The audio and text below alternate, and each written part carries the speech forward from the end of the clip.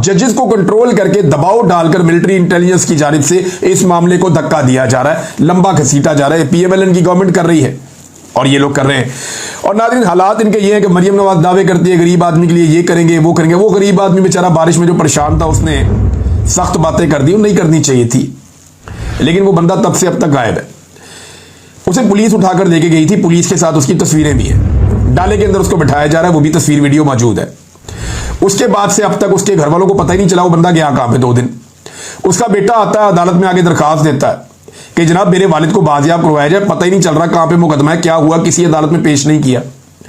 ऐसी अंधेर नगरी है पंजाब के अंदर कि उस बंदे को किसी अदालत में पेश करते, उसकी जमानत करवाने के लिए कोशिश की जाती कि यार 2 जुमले इसने बोले हैं, इन जुमलों के ऊपर क्या हो सकता है, बाहर उसकी जमानत हो जानी थी, वो बाहर आ जाता। लेकिन इस बंदे को लापता कर दिया गया और मेरे ख्याल में कोशिश की जा रही होगी कि इस बंदे को तोड़ दिया जाए, ज़हनी तौर पे कमजोर किया जाए, ये बाहर आने के बाद कोई जुमला ना बोले, कभी कोई वैसी बात ना करे, उसे ब्लैकमेल किया जाएगा। हो सकता है उसे लालच दी जाए, हो सकता है उसे ज्यादा डराया जाए, ज्यादा ब्लैकमेल किया जाए, या उसे ये भी कहा जाए कि वापस जाके तुम कह देना कि मैं डर गया था, पुलिस ने तो मुझे उसी वक्त छोड़ दिया था, मैं कहीं शुमाली इलाका जहां चला गया था या अपने किसी रिश्तेदार के घर चला गया था, मैं वापस आ गया। बहुत मुमकिन है बाद में ये हो जाए।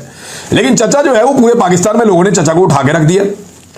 और लेकिन उनका बेटा कह रहा है जनाब उसका राब्ता नहीं हो रहा, बाजियाबी की दरखास्त डाल दी है।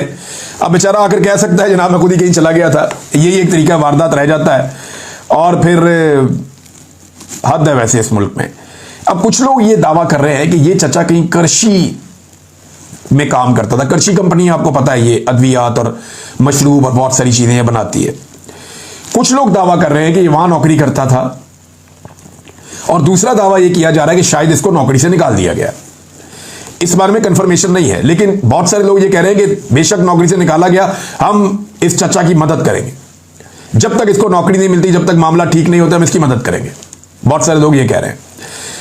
लेकिन करशी में अगर वाकई ये काम करता था और करशी से वाकई इसको निकाला गया, तो मैं करशी वालों को एक बात बता दूं कि आपने थोड़ा बहुत किसी को खुश करने के लिए चाचे को अगर नौकरी से निकाल दिया ना, ये साजिद नाम है उनका गालिबन, अगर ये चचा साजिद को आपने नौकरी से निकाल दिया ना थोड़े बहुत अपने फायदे के लिए, तो ये ना हो कि कहीं आपका बाइकआउट हो जाए।